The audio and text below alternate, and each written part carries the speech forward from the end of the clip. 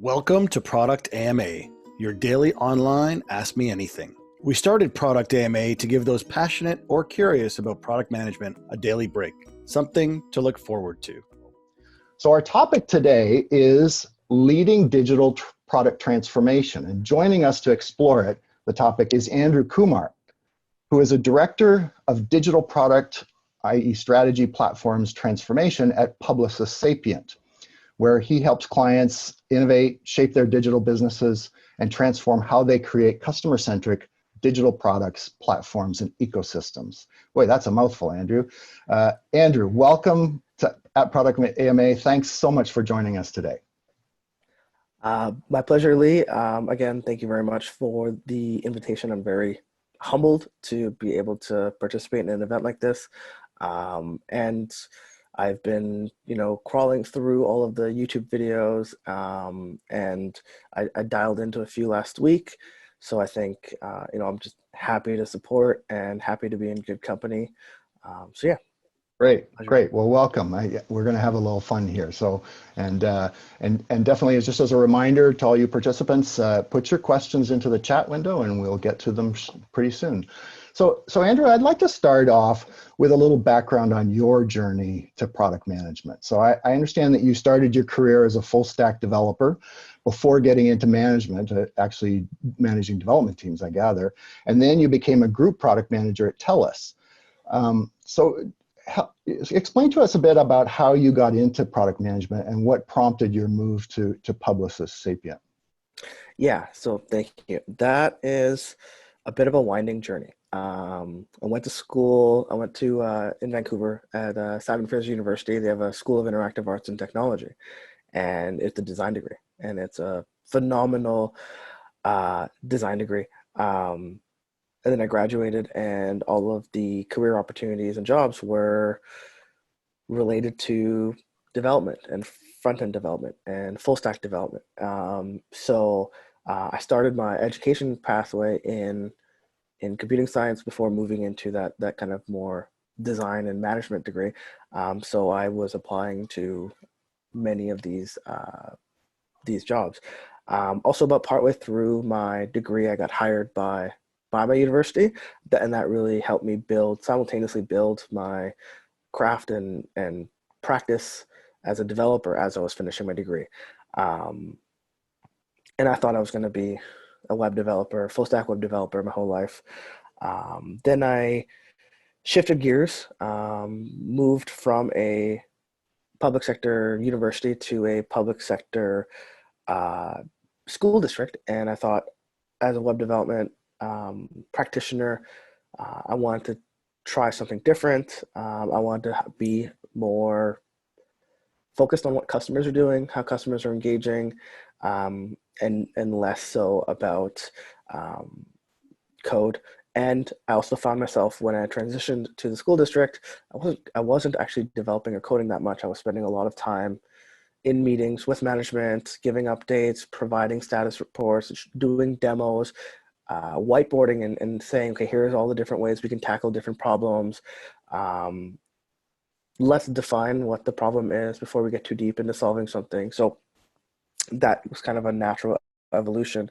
I moved into a development manager role shortly thereafter, and that was kind of my first foray into an agency type environment, in which case I was doing very similar type of activities, whiteboarding, providing pitches, providing solutions, and then guiding and mentoring a dev team that was delivering it. But over time, I spent less and less time hands to keyboard coding. So I got nervous about my skill set, and I thought, I'm doing a lot of project management, a lot of business development. Let's give this a go. So that's when I really switched over into more of the management side of the equation. And I did that so I spent 5-6 years in development, another 4 to 5 years in project management before making the leap over to product. On the project management side, that's really where I got really interested in agile concepts and start to really restructure how I was solving problems or delivering work for my clients. I was still in an agency environment. I was still delivering for clients. And I would push on internal teams and our clients and say, hey, we have this massive list of things to do, and this is the project. But here are the 3 or 4 things that we could launch, get done really quickly, launch right away, and put in front of customers and start getting feedback. But simultaneously, you as the client start getting your money back. You start to get the ROI, you start to get that lead generation, you start to get those commerce transactions.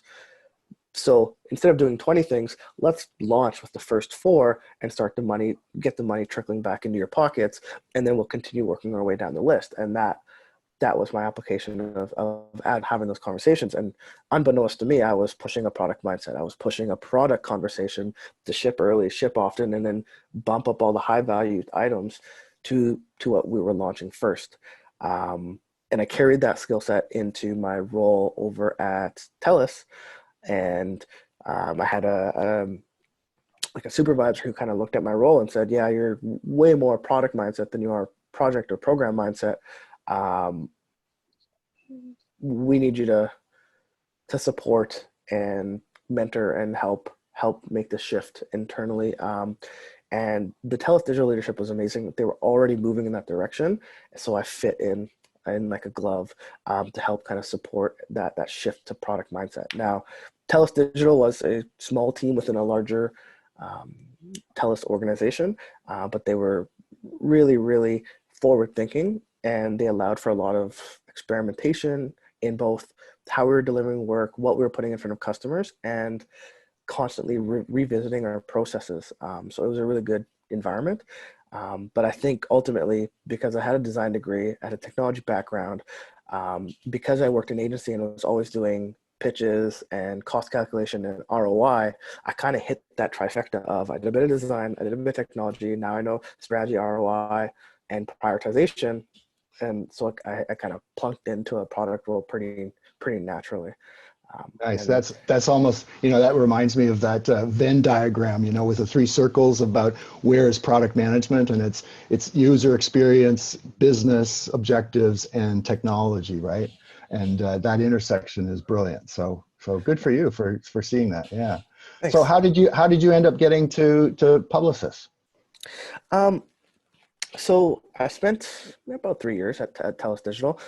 It was an amazing, very transformative 3 years for me.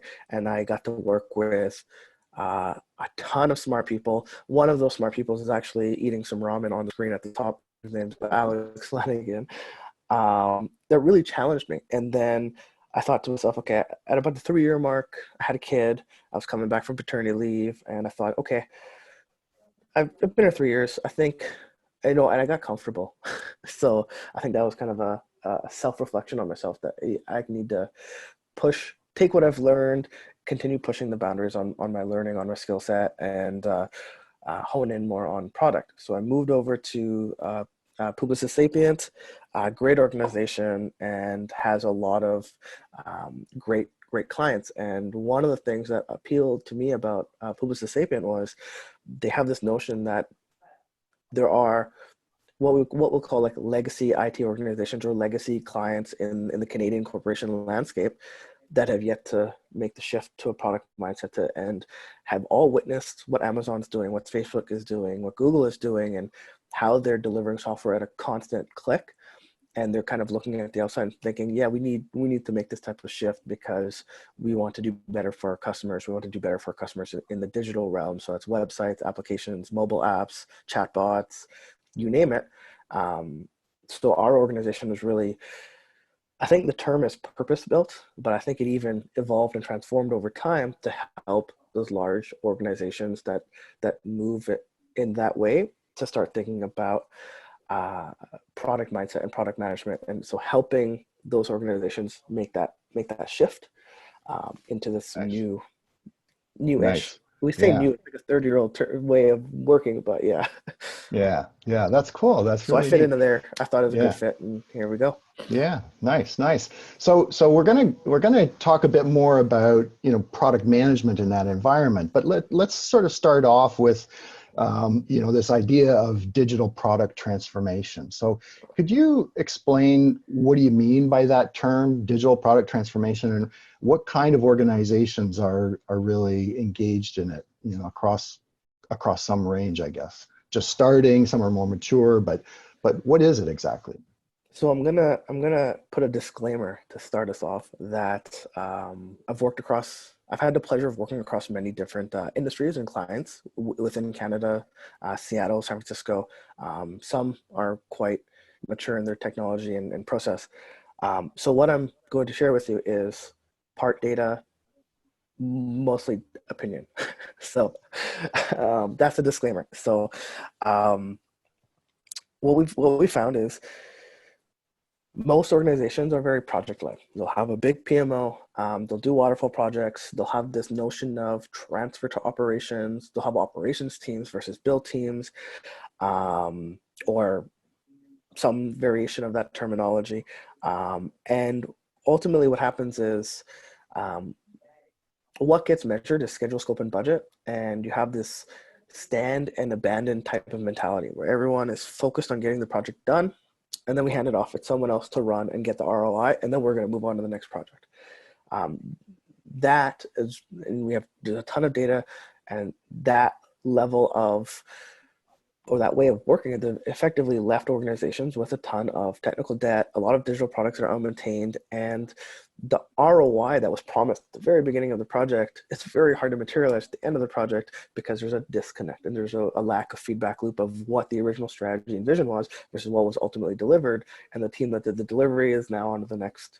So that's why, stand and abandon is kind of the notion. Now, when it comes to digital product transformation, a lot of organizations are realizing, and they do kind of an evaluation. They realize, yeah, we have a lot of digital touch points, a lot of products, a lot of platforms, a lot of technology. A lot of it's unmaintained or supports few use cases, and a lot of it's kind of custom and bespoke. So the shift that we're seeing and is, especially during COVID, is belts get tighter, and our organizations and our clients need to restrict their budget. They need to get more value out of their digital and technology product investments. So the shift to a product mindset tends to go one-on-one with that type of shift where consolidating what many different projects into a product that's generic and can support multiple use cases is a lot better and more efficient spend. And then having more users generate that value and helps get that ROI. So that transformation is 2/3 mindset and 1/3 actually building a product. So interesting. So would you say there are organizations of a wide range of sizes? I mean, maybe not startups, but certainly slightly more mature companies all the way up to large enterprises are making that shift from that project-oriented mindset, that ends up in stand and abandon, to more of a product-oriented kind of life cycle approach. Yeah, and Okay. I'd say the large enterprises are full on moving in that direction, where teams are formed in order to not only build but also run and ensure that the product is continually maintained and is the feedback loop is attached. So whatever is being built for customers actually achieves the goals. And if it doesn't achieve the goal, refactor, test, refactor, test, refactor, test until you arrive at the right feature set to hit those goals.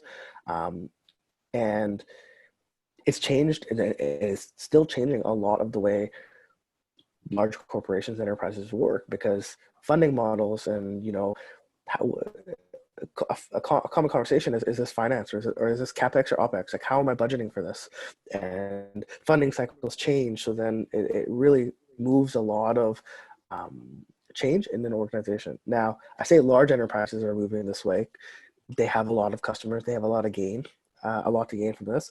And obviously, we know small businesses and startups are quite lean and nimble because they need to be to survive. And then I find that organizations in the middle are some of the ones that are slower to adopt. They'll wait for the big enterprises to figure it out, and then after a few have succeeded, then they're convinced to kind of make the move into product mindset, product transformation.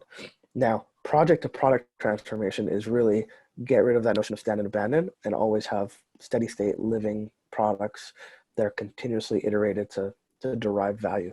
And I've worked on examples of products where the top 5 features that we talk. So if there's 20 features in a product, the top 5 generate all the ROI. So they're continuously being refreshed, continuously being iterated and changed, because of the amount of customer impact that it can have. Yeah. So that, yeah, so that's cool. That's I want to come back to something you said there, which I think is very relevant, and that's that your role working with clients has a lot to do with change management too, right? And so, as you said, it's like 2/3 mindset and 1/3 product. But yeah, I can imagine that something like a roadmap is a new introduction to a lot of these environments, right? Because they haven't really thought of a product with that kind of lifespan, right? Yeah. so I found that whenever I have a roadmap, it sparks conversation, and that's the ultimate purpose of a roadmap. It's not a delivery plan. It's not a tactical execution plan. It's a conversation starter. And then a lot of senior leadership starts looking at this roadmap and they start thinking like, oh, this can do this, and we can go with this direction. Have we thought about this? And what's the benefit of this? And that's it, right? To me, a roadmap is like super pivotal to driving the right type of conversation and driving that mindset shift. Yeah, I love the phrase, roadmaps are a statement of intention, not fact, right? Yeah. And so, Yep. but people often, especially executives, often forget that.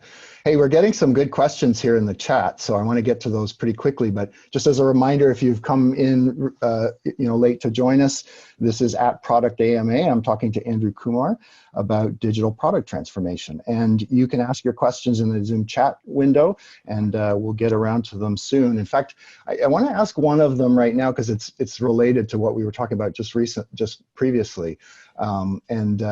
Sana says, how is product management different at an agency like Publicis versus on the client side, like at TELUS? So yeah, that's a good question. So at TELUS, the way products are structured, they have a longer term lifespan, and you're brought in for the most part to manage the end-to-end life cycle, from the beginning of the idea or the vision, iterating on that idea until you can get in, doing the strategy, doing the customer research, identifying the business case, understanding the ROI, knowing why you're doing it and how you're doing it, and then eventually getting into a backlog, getting it built, working through, and then continuously delivering the product. Now that at the end of that, or somewhere in the middle of that, you start building your feedback loop and start understanding your analytics, your metrics, the impact you're having with these products and features on the customer base. And that becomes an evolutionary cycle where as you keep making impact and keep doing tests and experiments, you revise and change the roadmap. In an agency environment, there is very much a fixed time box for what we call an engagement. And in some cases, we get extended and extended and extended because the product proves a lot of value. But in most cases, it's 2/3 of an engagement will be from strategy to backlog, from backlog to build, and then that initial launch and creating all the feedback loops and getting all the metrics and pieces stitched together, and then training a team on the client side that will eventually replace our organization. And so there is a bit of a knowledge transfer and a bit of pairing and a bit of upskilling that needs to happen in order to hand it off to a long-term steady state team. Now we find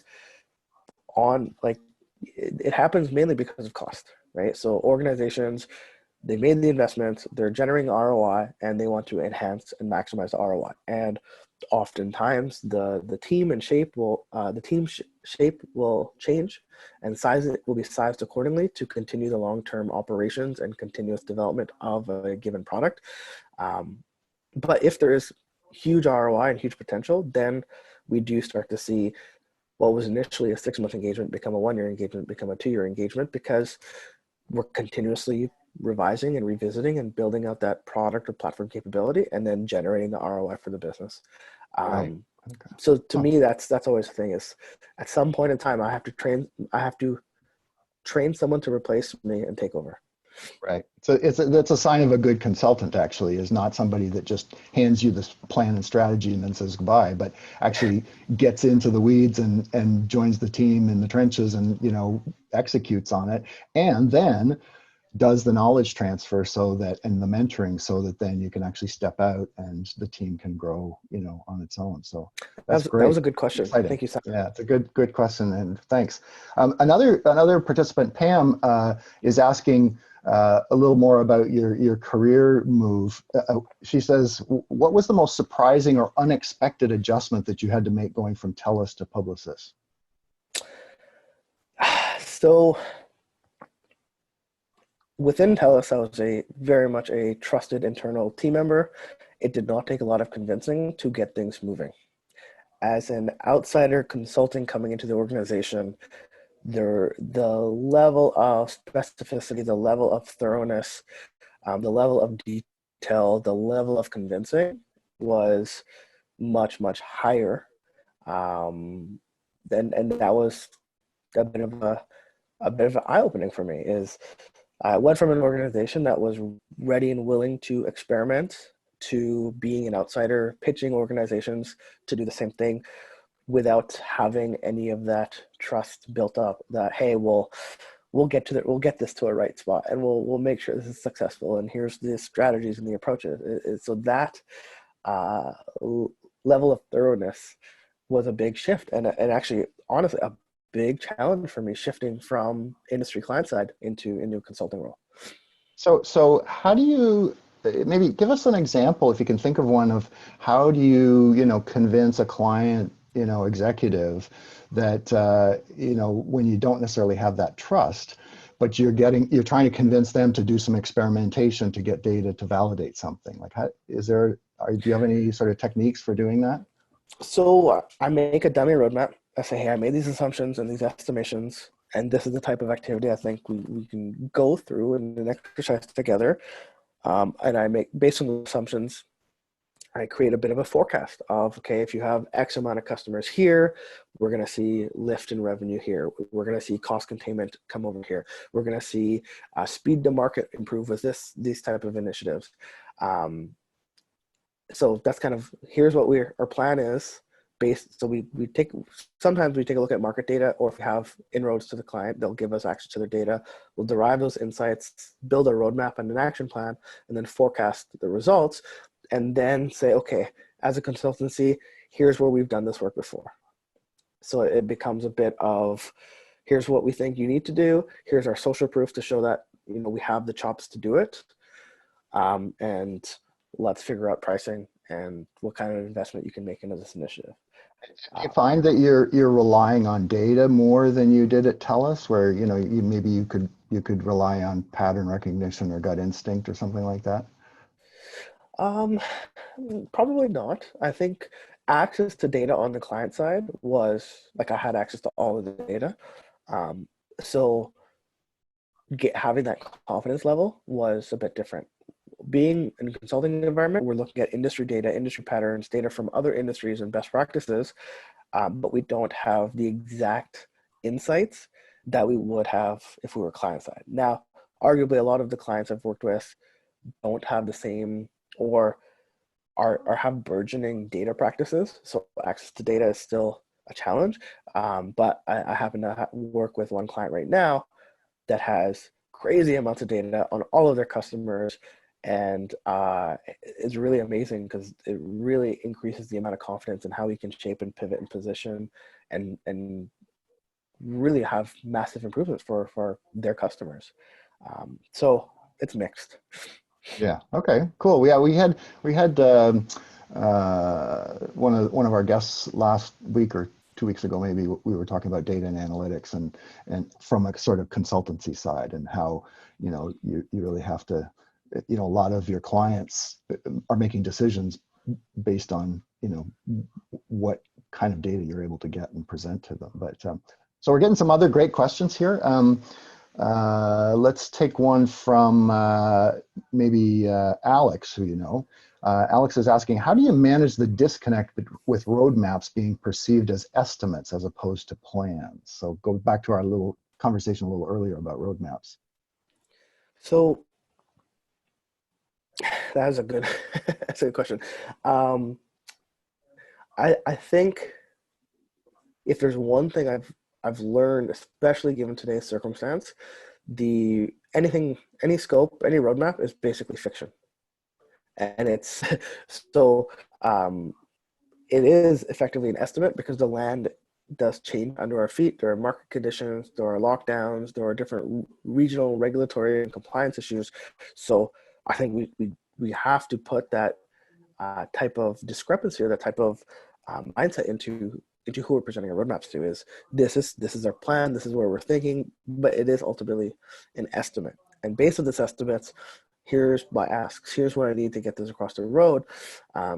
And here are the types of things that are likely going to get in the way. And but that discrepancy between estimate and plan is like the roadmap is always going to shift. And which is interesting because I'll start off having a conversation around roadmaps, but after that disclaimer comes out and 10 to 15 minutes about figuring out what's in scope, the conversation naturally shifts and always comes back to, okay, what's the type of organization or what's the type of teams or skills or what do I need to build that rigor and build that resiliency into my team? So if the scope does this and has a lot of shifting and changing, the team can still roll with it. And that is actually something that comes up a lot more on the consultancy side than comes up on the industry side. On the consultancy side, it's very much around team structure and org design in order to have that resiliency. Yeah, and in fact, I love your comment earlier about how roadmaps are just a trigger for a conversation, right? And that's an essential element of a team functioning well, is that conversation and collaboration, constantly adapting to changes in the environment, right? Yeah, nice, that's great.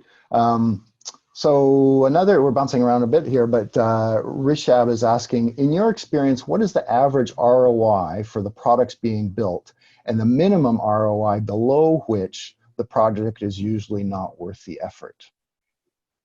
Do you have some way of sort of forecasting, whether this is huge ROI or minimal?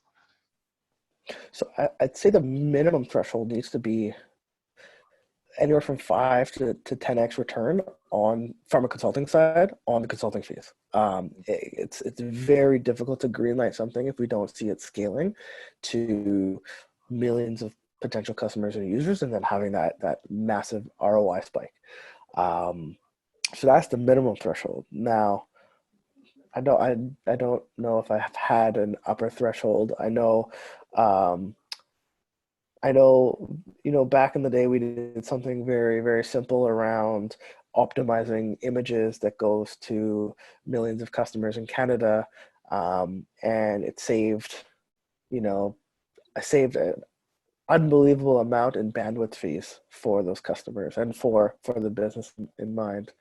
So there are some things that have extremely high ROI because image optimization you do once, it maybe takes 40 hours to get done and scale, but then the lifetime value of image optimization across 12 million Canadians for 50, 60 million page visits a month, it adds up real fast in bandwidth. So I don't know. I think one of the fun stories I have around ROI is I helped very, very early in my career. I was building a website for a bowling alley, and I looked at the data and the analytics, and I noticed there was a ton of interest in birthday parties for a bowling alley. Like, that makes sense. Let's bump all of our bowling party information and put a nice big banner, the top right of the screen, and all the customers when they come to the site, they don't have to dig around and look for the information of bowling alley. They can self-register, they can do things themselves. That was 10 hours of effort on my part and $1 million ROI, because that's how many bowling parties were being self-registered and self-booked on a bowling alley website. So I think there are some opportunities to do really, really smart things using data that don't have a lot of effort and will just have crazy amounts of ROI. Right. Yeah, that's neat. Thanks for that story. Where is Alex? Back to another question from Alex, but sort of related to this notion of roadmaps and kind of prioritizing things. Alex is asking, Do you have any kind of systematic approach to prioritizing and filtering product requirements to get away from that kitchen sink backlog, the mess? Right? So prioritizing, I think it comes back to, there's a little bit of context, but from a framework perspective, the first thing I think about is what else is happening outside of my product bubble that could be influencing my product bubble. So if there are market events, if there are launches, if there's like PR and marketing campaigns, if there's like a trade show or some sort of like a TV commercial or something that's relying on a certain amount of my product necessary to do that go-to-market type of activity, that is one of the inputs or factors that comes into mind and helps influence my priority. But from a framework perspective, there's this notion of you can take a list of backlog items and weight them against different sets of ROI. So cost containment items, especially today, tend to have a lot of ROI and a lot of appetite. So again, that's contextual to today's environment. Revenue generation ideas and which of the ideas have significant revenue lift. Those tend to also be pretty high importance. And then any sort of industry events. But ultimately, like ROI is really one of the few subjective matters, ROI and time. So you kind of have two variables to play with. You stack everything based on how much impact an ROI can have, and then how long it'll take to build that feature. And ultimately, you have to apply your context and knowledge to weigh those variables. Right. Yeah, it always goes back to business objectives, right? I mean, whatever your KPIs or particular objectives are, then that's going to drive a lot of the prioritization, criteria for sure. Yeah. I've heard the term ICE, ICE used for that. So it stands for impact, confidence, and effort, right? Mm-hmm. So and the impact can of course be revenue or a variety, acquisitions, that kind of stuff. Effort is obviously, cost or, hard difficulty, that kind of stuff. And then the confidence is like, okay, how much confidence do I have in those two numbers, right? Or those criteria. So anyway, that's an interesting model that I've used quite a bit. I love that. And I feel like being on the industry side, my confidence was very high. Being on the consulting side, until I spent some good time with the client, my confidence is not as high unless I've done it before and have some industry metrics to pull from. So the data playing into confidence, I think, is very, very key. But I love that framework. Thank you. Yeah, that's good. So another roadmap question here, which is interesting. Ahmed's asking, you said recently that a roadmap nowadays is a fiction, which Ahmed agrees with. But when you're working with a predetermined budget, how do you set the expectation from the get-go that this might extend? And what reactions do you get when things do take a little longer time than budgeted for? Yeah, so that's a good question. In almost every scenario that I've faced, the budget is fixed, right? Like folks have a certain organizations have a certain amount that they can invest in projects and products. Now, ultimately, this is why I try to shift the high ROI items and understanding what the build pipeline looks like and how do we launch to market fast with low effort, so that we can continue to launch to market and test. But if you have a fixed budget, then you probably have a fixed capacity of how many humans you have working on that product with you, which then gives you a relatively fixed timeline because you have a run rate and a burn rate. And then from that, you can identify, okay, this is where we need to start generating ROI, right? And then so you pick a point in your roadmap where you need to launch something and start generating ROI. Now, I found in most cases, once something is in front of customers and it's generating ROI, that fixed budget becomes you start to untug that purse string a little bit because the ROI is happening, the business is recouping value before it's hit its threshold.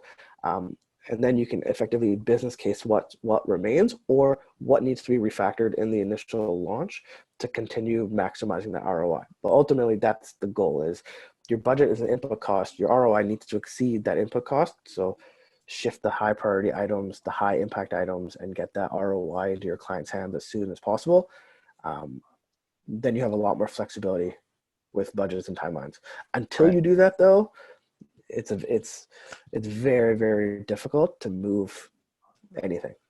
Well, it's kind of, think of the notion of an MVP, right? Where, you're deciding, okay, this is how much we can afford to invest in building something that will validate or start to generate some revenue, right?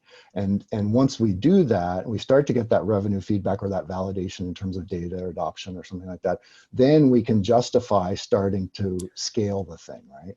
Yeah. And yeah, that's so going back to that notion of MVP is actually pretty helpful in that. And we often we talk about MVPs with startups, but quite frankly, every company should be doing an MVP when they're doing at least new greenfield, innovation for sure. Yeah. Yeah, definitely. And we've found a lot of appetite for doing sprint zeros. So just building out prototypes, putting in front of customers, getting feedback.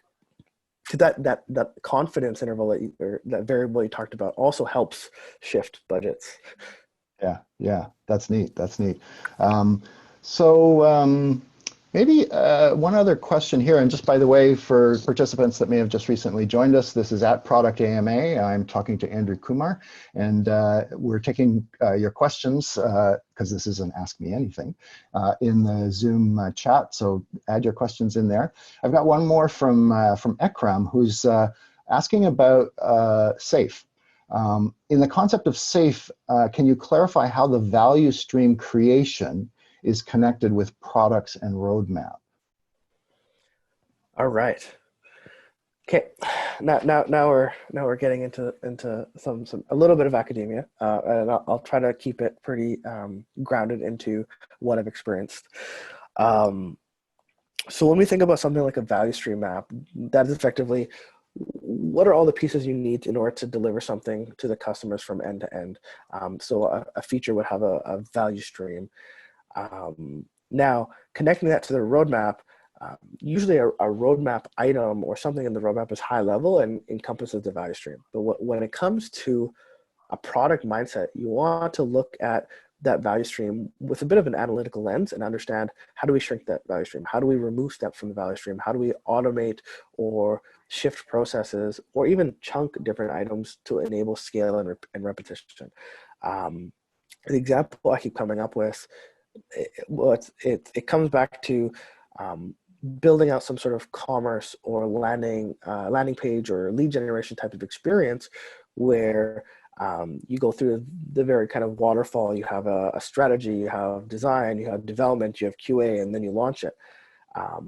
But if you implement something like a design system, like a platform component, that then you have one particular team working on these components that already have well structured designs and QA and testing and approvals. And then you have another team that's using that product to rapidly develop and iterate and change things on the fly. And they can take something that used to take 3 to 4 to 5 weeks because it was built bespoke every single time, to now reusing pre-existing components and can move it in days, really, if not hours. So that will change what the value stream map looks like from scaled agile, but you're applying a product mindset to what was traditionally a longer value stream to a much shorter, more rapid, more iterative value stream. And then when it comes back to roadmaps, that gets reflected in your roadmap. So you need to have some swim lanes or some components and some time dedicated to building out some of that platform functionality or capability, which then enables the product to evolve at a different click or different pace. And that's really neat. Yeah, I think that's a great way to think about the roadmaps is several layers, right?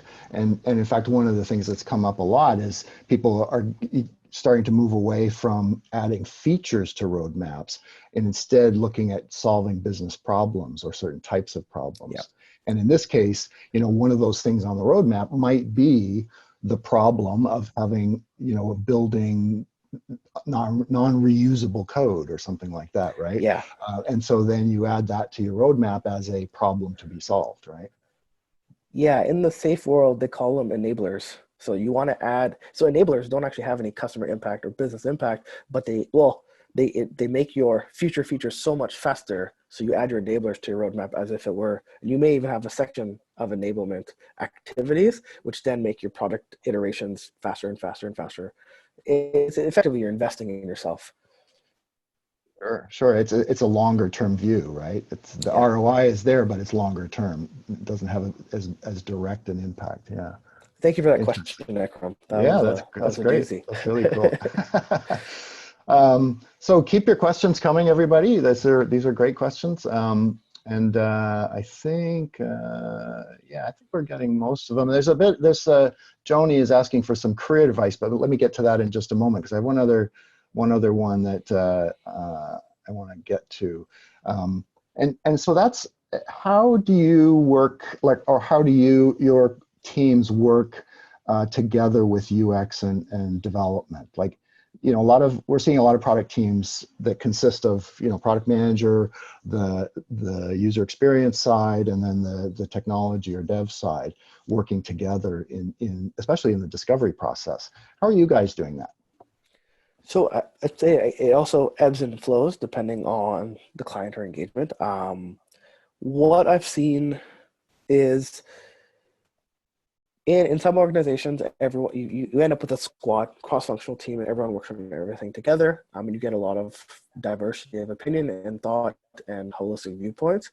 But I've also seen, and I think is becoming a little bit more common, is having what's called effectively like dual track agile or multi-track agile, where one team will have specialists. So there'll be a product person, a strategy or data person, a design or a small pair of designers, and maybe an architect. And that team will work ahead of the general build team and identify and run prototypes and build proof of concepts and do user testing and clickable prototypes and that kind of thing to effectively test out a series of features to provide direction to a longer term steady state build team. And the reason I'm seeing this is when we cost out the different ways, it tends to be a bit more budget friendly to have a dual track agile type of team.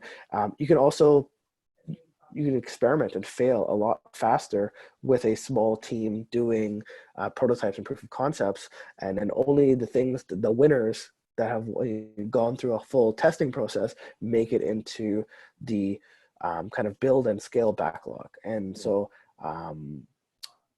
originally everything used to be like a 10-person squad, and the build test, the test, learn, experiment, and build used to be within that 10-person team, but that 10-person team spends a lot of time doing the test and learn experiment and not a lot of time building for scale. So product iterations started to not be done on a sprint by sprint or Kanban style basis.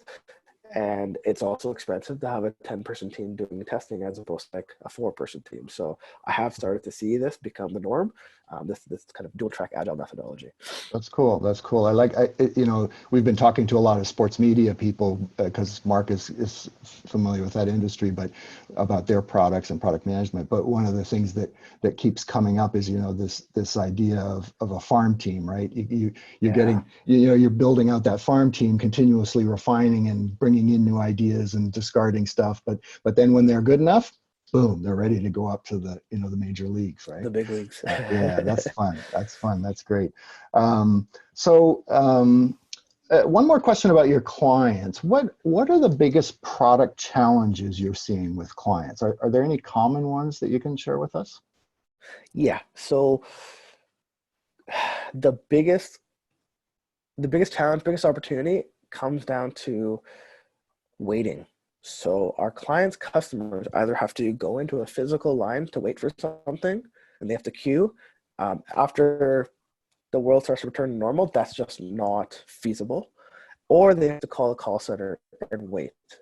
And from a business perspective, having your customers wait in a physical line means you have to process the line in order to generate the revenue and generate the ROI. And on the call center side, call centers are expensive, and there are a lot of types of calls and interactions that you have with customers that are pretty table stakes, like checking up on my bill or making changes to my current product or service, or what my expectation is. So the big challenge or opportunity is actually how do we shift customer behavior? Because as customers, we have been trained that if we have a problem or we want to make a change, we call the call center, we go wait in line. How do we shift that and start pushing those type of engagements and activities to a mobile app or a web app, or going to Alexa or my Google Home and saying, hey, like, help me get this information or help me find this. So digital products play a real pivotal key role for those opportunities. Anytime you can do a shift of call center to digital product, the customers are happier because they're not waiting in line. You can handle millions of customers at a given time, so you don't have that capacity limitation that you have with the call center. And ultimately, you're lowering the cost for the business, because what the business can then do is reshift and focus those humans that are on the call lines to higher touch activities, things that are more complicated or help generate revenue for the business. So from a cost containment perspective, call deflection is really big, and that spans all of the clients I've worked with. I think we're going to move into a future where retail footprints are going to be drastically minimized. So digital products will play a key role in order to help customers self-serve and be sufficient using these digital products to avoid those retail interactions. Yeah, amazing. That actually folds really nicely into the last question I've got for you, but we do have time for one or two more questions, and so we'll come back to that in a second. Anka is asking about how do you measure enhancements to features and then include those in the product roadmap? And then further to that, how do you pitch the enhancements to the business shareholders so that they get prioritized? Do you use customer feedback, support issues logs, or things like that? Where do those enhancements fit, both in terms of visibility on the roadmap, but also prioritizing? Yeah, so I can't name the client, but I'll talk about it. There's an example of a feature that would have a ton of volume. Millions and millions of customers would use this one feature. So the volume definitely played a factor.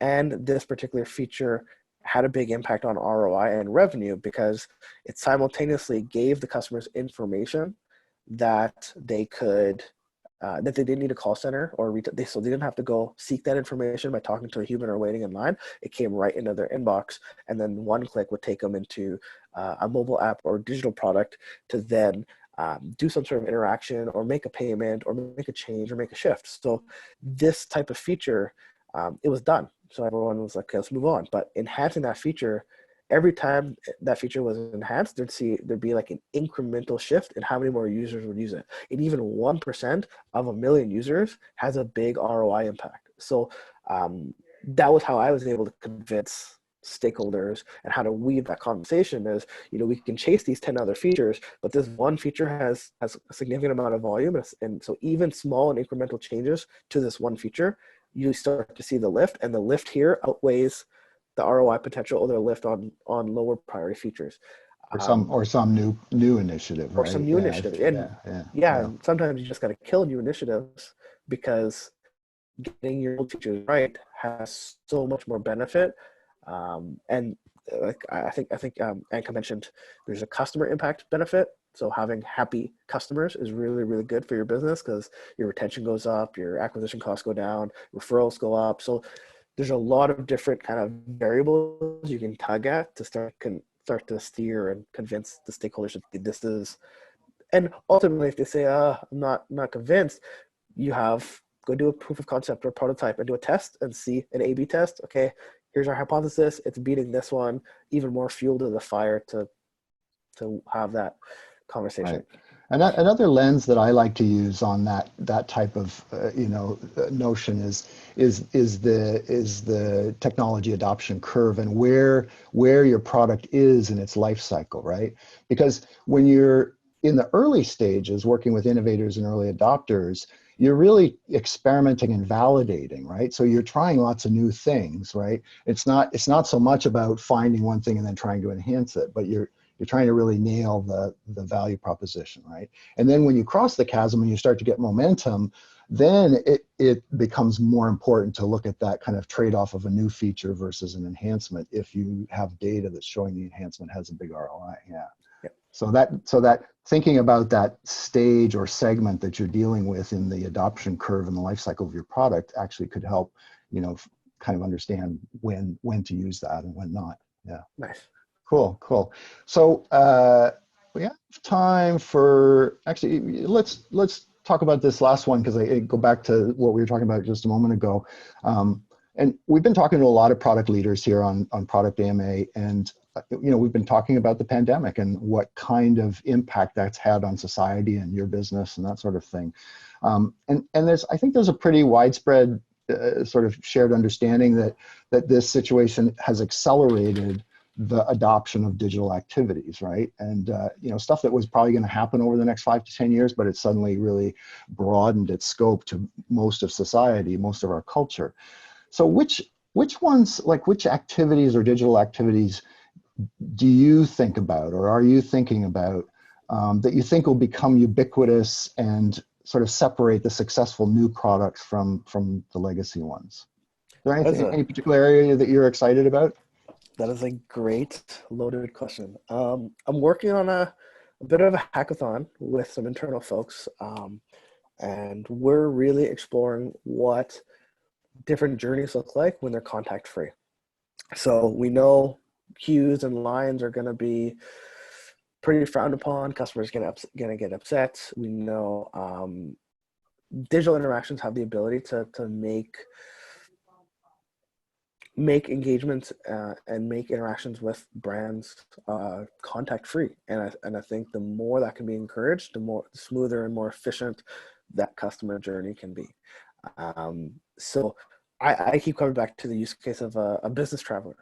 A business traveler there's a ton of lines. They're hopping in and out of Ubers, or in and out of security lines, in and out of gate lines, in line to get on and off the plane. It's just a constant high customer interaction, high customer touch point, a lot of waiting.